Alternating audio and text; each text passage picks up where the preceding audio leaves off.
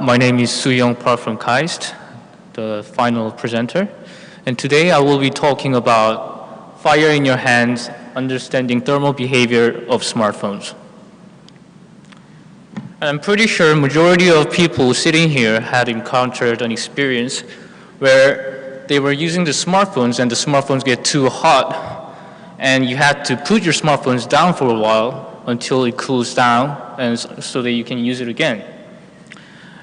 Actually, the overheating affects both electric devices and humans, and it affects electric devices by degrading processor performance and impairing battery life.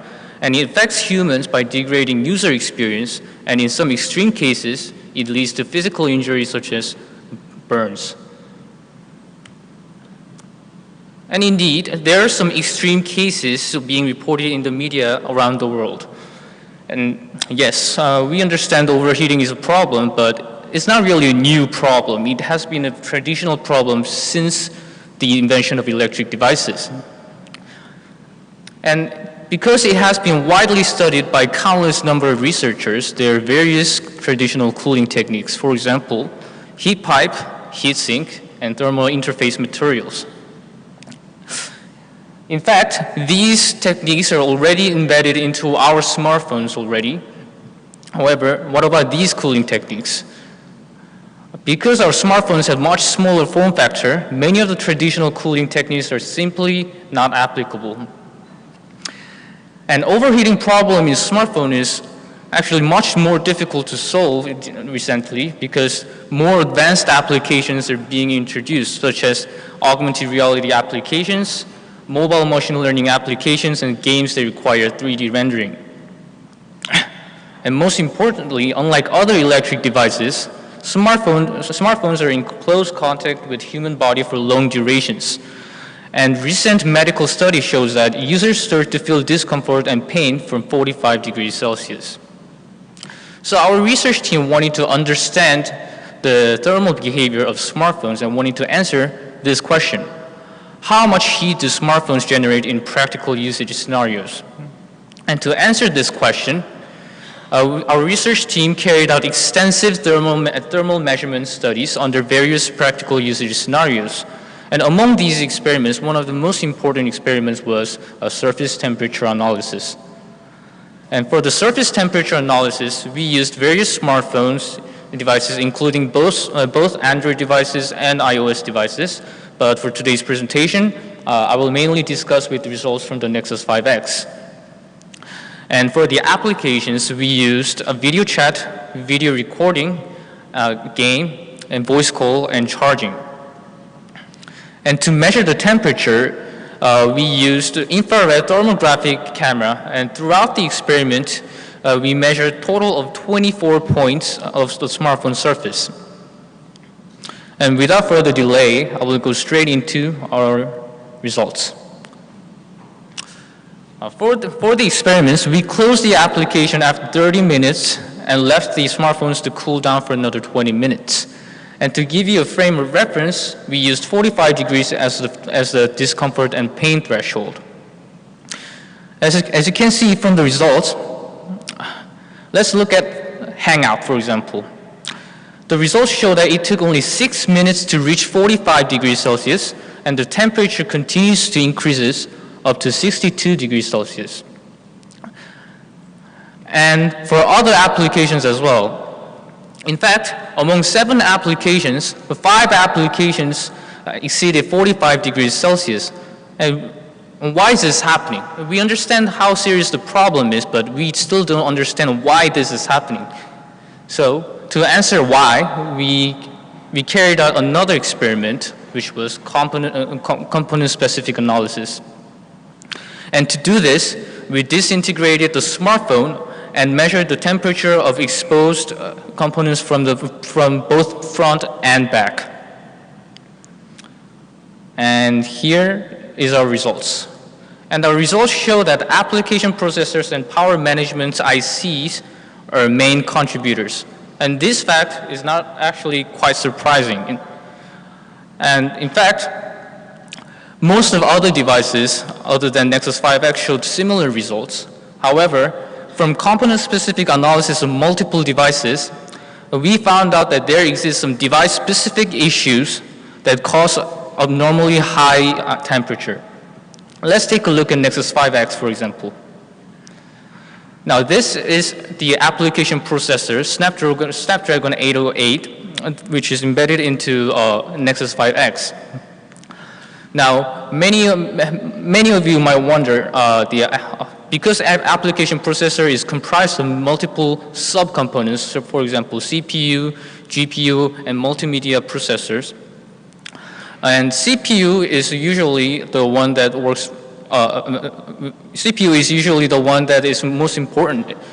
But in this case, CPU is not the main contributor of the overheating problem, because CPU already has its own thermal management capability, which is dynamic voltage frequency scaling, or DVFS, and hot plug. But for Nexus 5X, Snapdragon 808 has a multimedia processing that is embedded into application processor. And the problem is that this subcomponent does not have thermal management capability. So we found out that for Nexus 5X and Nexus 5 and any other devices that use Snapdragon 808 had a similar thermal problem that was resulted due to multimedia processors. So how can we really manage this overheating problem to reduce thermal discomfort? As I said earlier, there are so many device-specific issues. So it's really difficult to generalize a problem, which means it is difficult to generalize a solution as well. So we wanted to look at this problem from different aspects. Instead of looking at from the device's perspective, we wanted to look at the problem from the user's perspective. And one idea, which is very simple but very plausible, was to predict the surface temperature and warn the users before the smartphone gets too hot. And to predict the surface temperature, we used Android system statistics. And these statistics are provided on user level, so there's no need to modify on the operating system level. And for the features, we used 17 CPU statistics, network sensors, and 2 on-device sensors.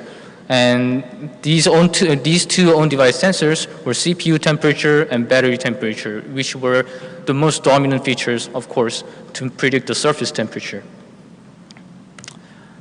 And to do this, we first collected data using 6 applications and obtained 40 instances, which totaled up to 1,200 minutes. And for the feature selection, because different devices have different thermal characteristics, and for different devices, different feature played more dominant roles. So for the feature selection, we use correlation-based feature selection, or CFS. And for the pre-processing, we use the time lagging to account for the time correlations between the data points. And lastly, we wanted to use a lightest algorithm as possible to reduce the overhead. So we used multiple regression, and through our simple evaluation, we showed that the root mean square error was only 1.24 degrees Celsius. Of course, our provided solution is not a complete solution. And for a more complete solution, we need to view this problem from various perspectives. And in this problem, different stakeholders play important roles, including users and operating system designers and developers, application developers.